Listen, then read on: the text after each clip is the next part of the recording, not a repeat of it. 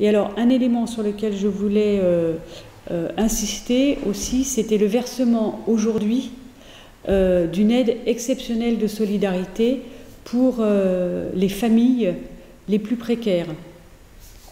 Parce que il y a des familles qui se trouvent en grande difficulté du fait de la situation actuelle. Deux exemples un peu pour illustrer. Des personnes, par exemple des personnes au RSA qui pouvaient compléter le revenu par des petits boulots, qui ne peuvent plus avoir cette source complémentaire de revenus parce que les travaux qu'ils pouvaient faire du fait de la période de confinement ou de l'arrêt de l'activité d'un certain nombre de secteurs, notamment dans le commerce par exemple, n'ont pas pu avoir ce complément de revenus et se trouvent en grande difficulté, ou des familles monoparentales, des mères qui élèvent seules leurs enfants, qui bénéficient du fait de leur situation de tarifs préférentiels à la cantine, qui peuvent, dans certains cas, ça fait des repas qui coûtent 1 ou 2 euros à la cantine. Et quand les enfants ne peuvent plus à l'école et qu'il faut que le repas soit préparé à la maison, un repas à 1 euro, c'est quand même assez compliqué. Donc ça peut coûter plus cher que le fait que l'accès à la cantine. Donc le gouvernement a vraiment souhaité pouvoir aider ces personnes qui peuvent être en grande difficulté. C'est pour ça qu'il y a une aide exceptionnelle de solidarité qui est versée aujourd'hui. Elle est versée par la caisse d'allocation familiale pour la très très grande majorité des personnes. C'est à peu près 90% des bénéficiaires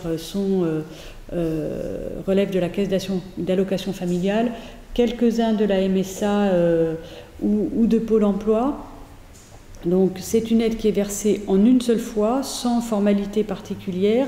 Les règles sont simples, 150 € pour les bénéficiaires du RSA ou de l'allocation de solidarité active, plus 100 € par enfant à charge de moins de 20 ans.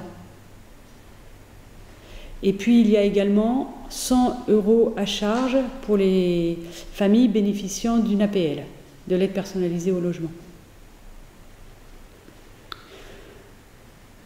Pour les personnes qui reçoivent une aide, alors les personnes qui reçoivent une aide de la caisse d'allocation familiale, c'est 17 040 bénéficiaires et plus de 22 400 enfants. Et au total, la caisse d'allocation familiale aura versé aujourd'hui 3 482 000 €.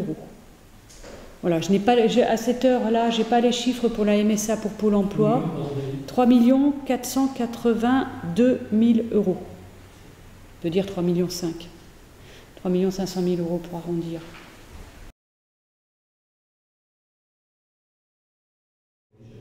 Alors, au mois de juin, il y aura effectivement une aide pour les jeunes, absolument.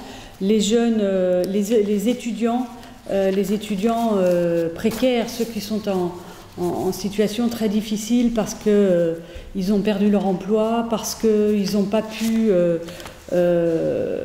effectuer le stage rémunéré qu'ils devaient faire, et puis aussi pour les étudiants ultramarins d'outre-mer qui se retrouveraient isolés, loin de chez eux, qui auraient besoin de rentrer chez eux, qui seraient isolés depuis plus de 2 mois. Il y aura effectivement une aide fixe de 200 €.